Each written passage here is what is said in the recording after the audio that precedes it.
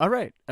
You would think that after doing a ton of speed paints for a good couple of years now, you'd probably have some form of outline of what you want to talk about. But I mean, I'm not smart, so I don't. Literally, what I do is, oh, hey, let's speed up all this footage for about 5 minutes so I could see something while I'm drawing.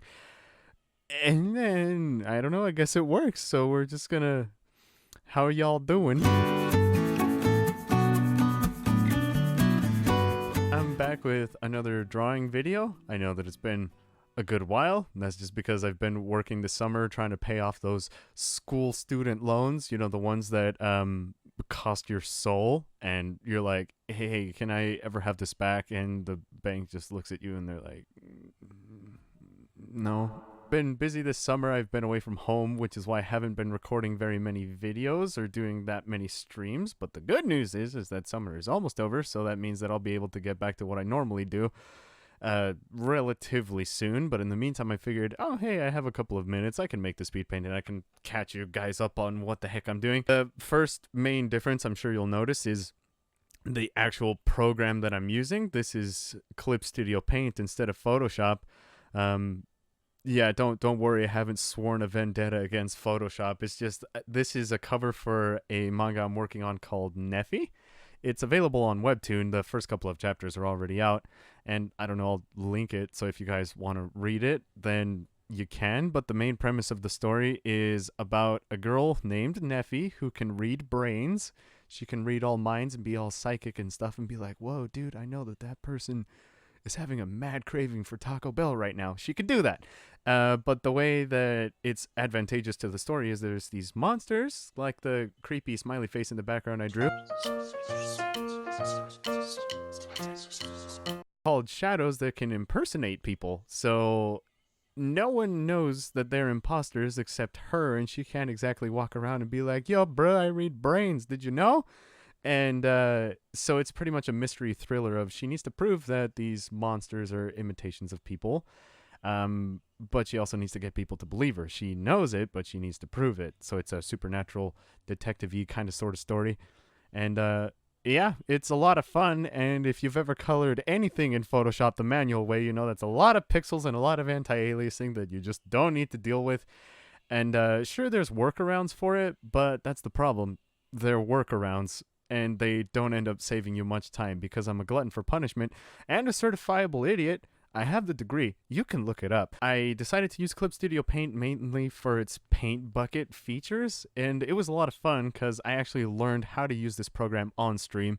It's always more helpful when you have a ton of people that actually know what they're doing, being like, hey, dummy, did you know that this button does this and this button does that? And you can set your own keyboard shortcuts and all this other stuff.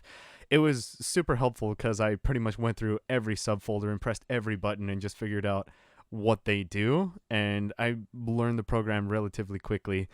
The good news about using Photoshop and so many other drawing programs for a while is you realize that they're all almost the same. So I was like, oh, hey, this doesn't feel much different. And I guess it doesn't help that I literally made the layout exactly like it is in Photoshop and changed all the keyboard shortcuts to be what they are in Photoshop.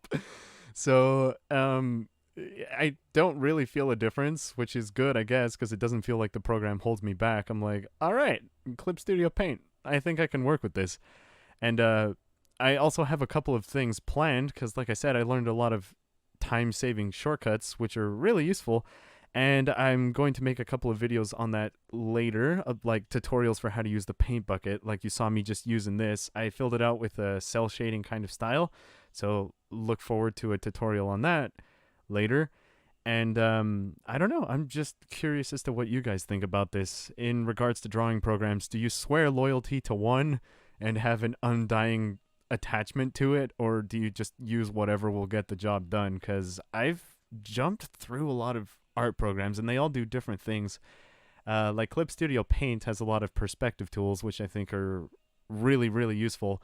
That means that I can pretty much hate myself because I'm making detailed backgrounds and I can fill in characters really quickly. This is a software that's made for manga, so it makes sense that it saves a lot of time.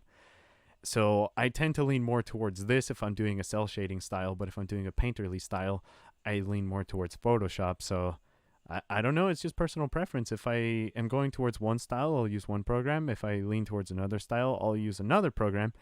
But what do you guys think about that? I don't know. What do you guys do? Do you stick to one program and figure out how to do everything in that one, or do you just use a ton of them? Because I've gone through a lot of them throughout the years. I've used MS Paint, Medibang, GIMP, Paint Tool, Sci, Photoshop, Clip Studio Paint, Fire Alpaca, Paint.net for a hot minute. Like I've used a lot of different drawing programs, but yeah, which ones do you guys use? I'm curious to know about that.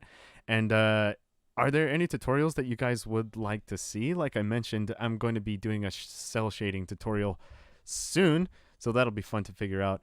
And yeah, if you want to read this manga, it's out now. I have a decent amount of it out, so I'll go ahead and link that in the description if you guys want to check that out. And I will also link my Twitch, so next time I need to figure out an art program, you could be the one that makes fun of me instead.